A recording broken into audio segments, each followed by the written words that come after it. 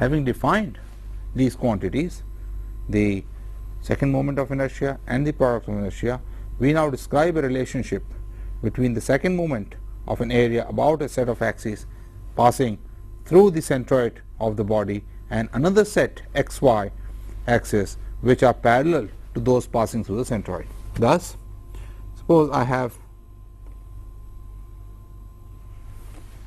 an area with the centroid with respect to a given set of axes x and y with origin at O, such that the coordinates of its centroid are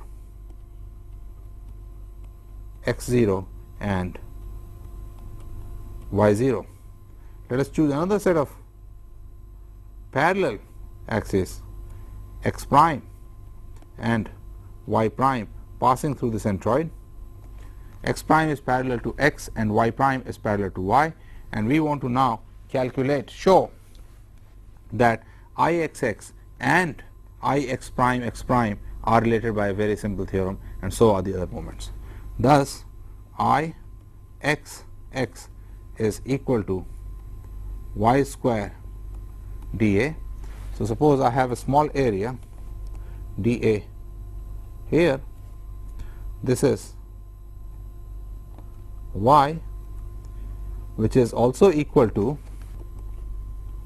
y is equal to y prime, where y prime is the y coordinate of the same area with respect to x prime and y prime axis, plus y0 square dA, and this is equal to y prime square dA plus y0 square dA plus 2 y0 integral y prime dA. Notice that y prime square dA is the Ix prime x prime, that is the second moment of inertia about the x axis passing through the centroid, and y prime dA is nothing but area times the y coordinate in the centroid frame. So, this is going to be 0.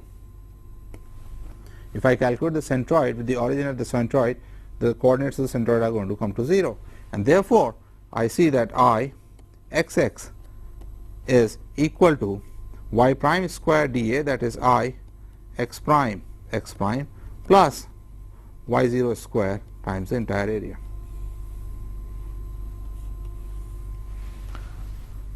This way, if I know the second moment of inertia of a body about an axis passing through its centroid, I can easily calculate the second moment of inertia of the same body with respect to an axis which is parallel to the first axis but displaced by amount y0.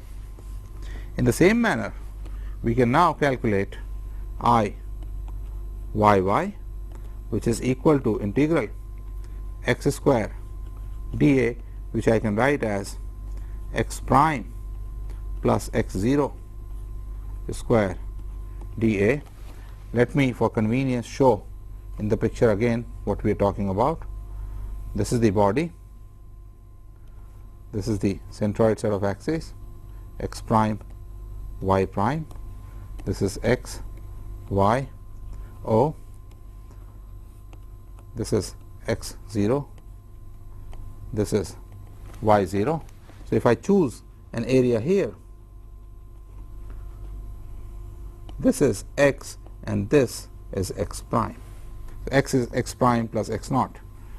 So, this can be written as equal to integral x prime square dA plus x0 square integral dA plus 2 x0 x prime dA.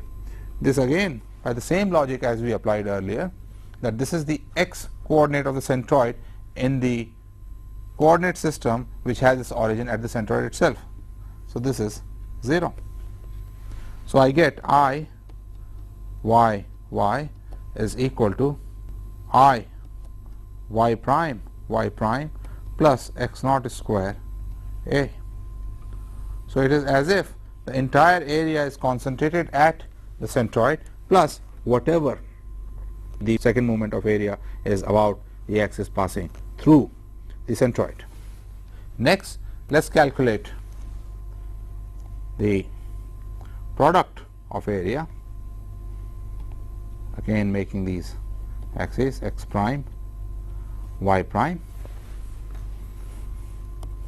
x, y, o, and I take an area here. The product is I x y, which is equal to integral x y dA, and I substitute for x and y as x prime plus x 0, y prime plus y 0 dA, which comes out to be x prime y prime dA plus x 0 integral y prime dA plus y 0 integral x prime dA plus x 0 y 0 dA.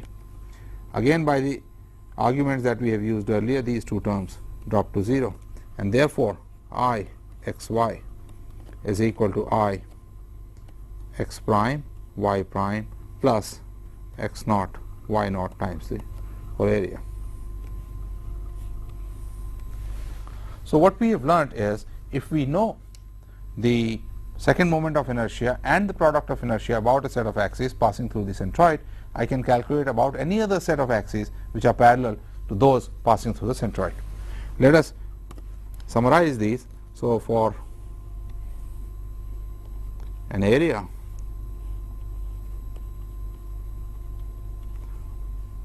whose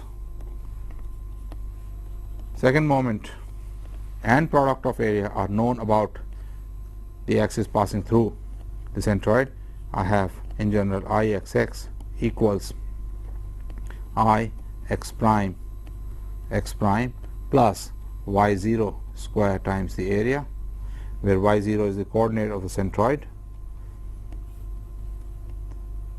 y coordinate of the centroid, I y is equal to I y prime plus x 0 square times the full area, and I x y equals I x prime y prime plus x 0 y 0 times the entire area.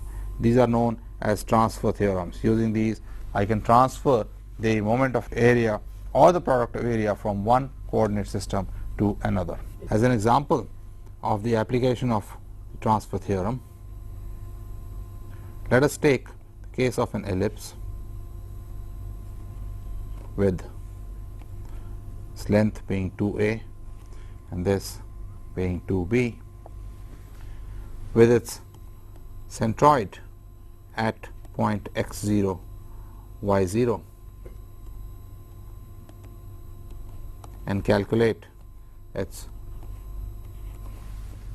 moment of area, second moment of area, and product of area with respect to the xy axis shown here. So by transfer theorems, I have I x equals I x prime plus y naught square times the area of the ellipse. I y similarly is I y prime plus x naught square times the area of the ellipse, and I x y is equal to I x prime y prime plus x 0 y 0 times the area of the ellipse, where I x prime is the second moment of area with respect to the x prime axis parallel to the x axis passing through the centroid. I y prime is the second moment of area with respect to the y prime axis parallel to the y axis and passing through the centroid. Previously, we have calculated I x as pi over 16 times a b cubed for a quarter of an ellipse like this. So for the full ellipse, and this I left as an exercise for you there, this is going to be 4 times as much. So this is going to be pi over 16 a b cubed, which is pi over 4 a b cubed. Similarly, I y prime for the ellipse is going to be 4 times pi over 16 a cubed b, which is pi over 4 a cubed b, and I x prime y prime is 0. Therefore, for this ellipse,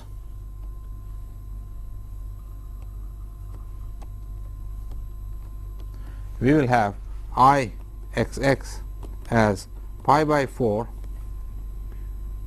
a b cubed, which is the second moment of area about the x prime axis passing through the centroid, plus y0 square times pi ab, where pi ab is the area of the ellipse.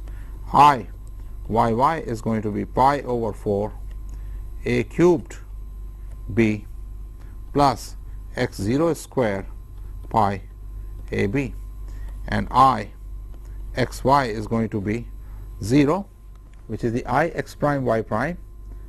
By symmetry, it is 0 for axis passing through the centroid, plus x0 y0 pi ab.